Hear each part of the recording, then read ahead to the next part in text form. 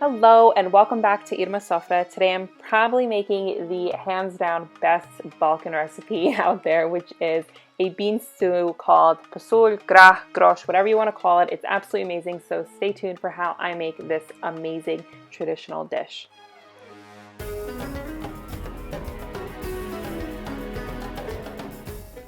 So we begin with the star of the show, the bean, obviously. So I like to use a small navy bean. You can use any type of bean, just depending on the baking time and the cooking time. I like to use a smaller one because I like to use smaller cuts of beef.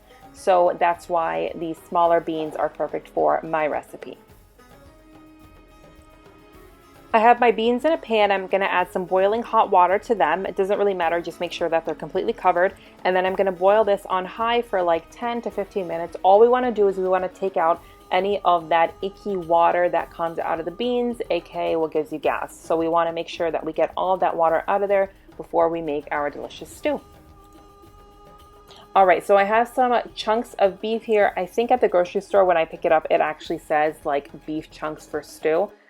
Making sure that there's not a lot of marbling going on, so there's not a lot of fat. I absolutely hate when there's like fatty meat in the stew. It's so disgusting to me. Anyways, I add some vegeta, I add some paprika, and I add some pepper to that, and I'm just going to stir that until everything is well combined, and I'm going to set my beef to the side. I'm not going to put it in the fridge and wait for my beans to cook. I'm going to let it sit at room temperature. Room temperature is best because we are then going to kind of cook these before we add them to the beans. Add them with the beans, I should say. After about 15 minutes, this is what my water looks like. So it's a yellow, like a pale yellow color. I'm just gonna rinse them off really well, making sure that every single bean is nice and rinsed off.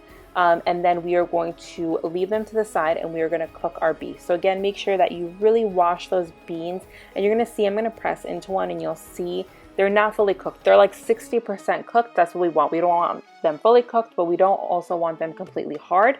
Because like I mentioned, we have small little cuts of beef. So we want this to be evenly cooked, both the beef and the beans together in the pressure cooker.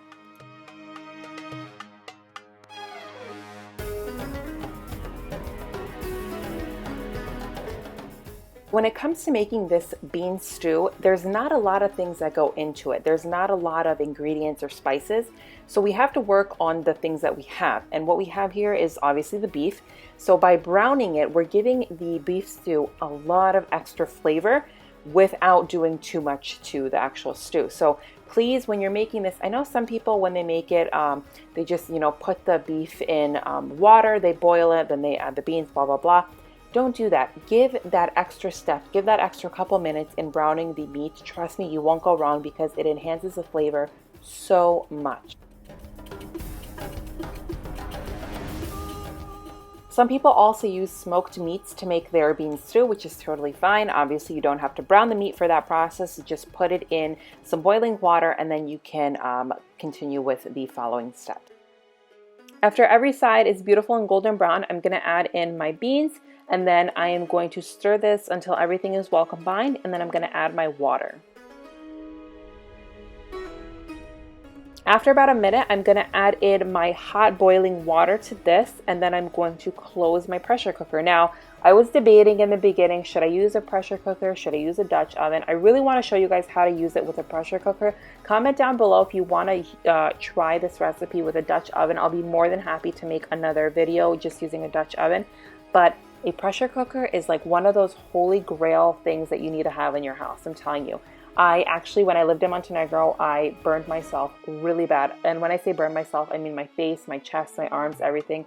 I opened one too soon, and the result of that was burns all over.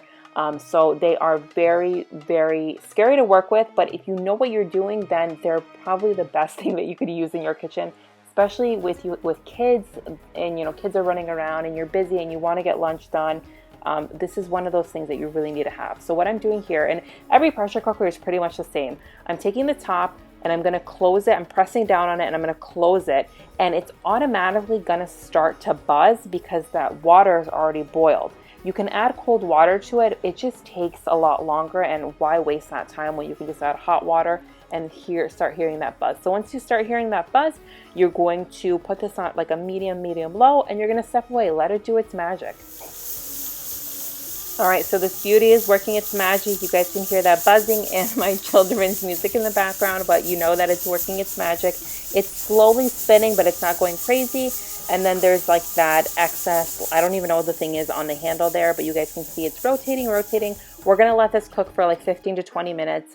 And then we're gonna turn it off and we're not gonna touch it. You're not gonna touch it. You're not gonna touch it. You're gonna let this hang out until it is fully cooled off. So when you touch that tip, it's not moving, it's not going crazy, it's not spazzing.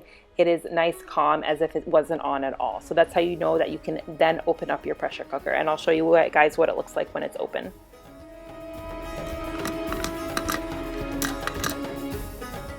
All right, I opened my pressure cooker up once it was fully cooled down, and you guys can see that that meat is perfectly cooked. It's not falling apart. It's like beautiful. It's at a perfect stage. The beans are fully cooked. So then we're going to proceed into making what goes into the actual stew.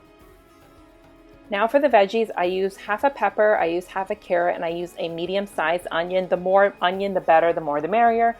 And what I'm going to do is I'm going to chop that in my electric chopper, and then I'm going to put it in some oil, and I'm going to cook this on a medium low until everything comes together. It doesn't have to be fully cooked. We just want it to be like 40% cooked, so just a little bit. It's going to finish cooking in the stew.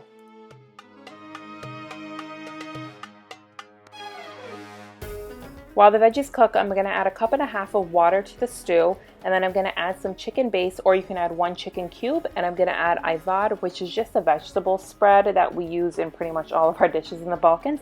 If you don't have this, you can just add some extra peppers to your grinded up veggies.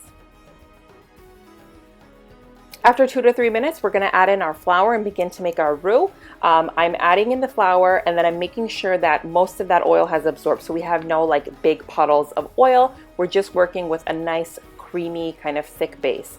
And then we're going to cook this for at least 60 seconds at least before we add in our cold water. Now this by no means necessary is the traditional way of making it, and I know my mom's probably going to kill me because this is not how she taught me, but this is how I make it, and I've learned that it's a very, very successful method. So what I'm going to do is I'm going to cook it for 60 seconds, making sure we get that icky flour taste out, and then I'm going to add in cold water. And by adding in cold water to hot roux, we're not going to get any lumps in our stew, and that's obviously what we want. We don't want an icky, puddle of flour and oil.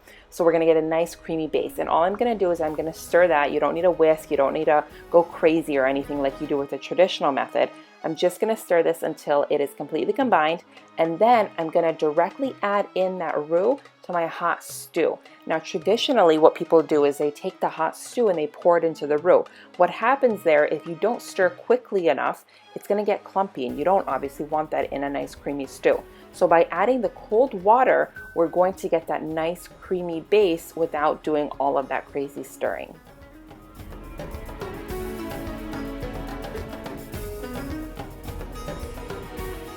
So then we're going to add that in directly, and what we're going to do is we're just going to stir this until everything is well combined. And you guys will see once I pick up the spoon, there's no lumps. What we're looking at is everything that we put in. So we're looking at the beans, the vegetables, and the meat. That's exactly what we want to see. And it's a perfect balance between creaminess and, that warm comfort of eating bean stew that we all love and admire. We're going to simmer the stew for 5 to 10 minutes until everything is well combined, and then we're going to make sure that we taste it and add in any additional seasonings that we think we need. So for me, I wanted to add in some pepper, some paprika for color, and a little bit of vegeta. Remember, we did add in that chicken base, so I didn't want to overdo it. And that's it. There you have it, you guys. The perfect stew, the best stew you will ever try. It is so good. Not that many ingredients, but the flavor is absolutely amazing. And believe it or not, it's even better the next day. Thank you so much for watching. Please be sure to subscribe to my channel, add me on Instagram, and I will see you guys next time.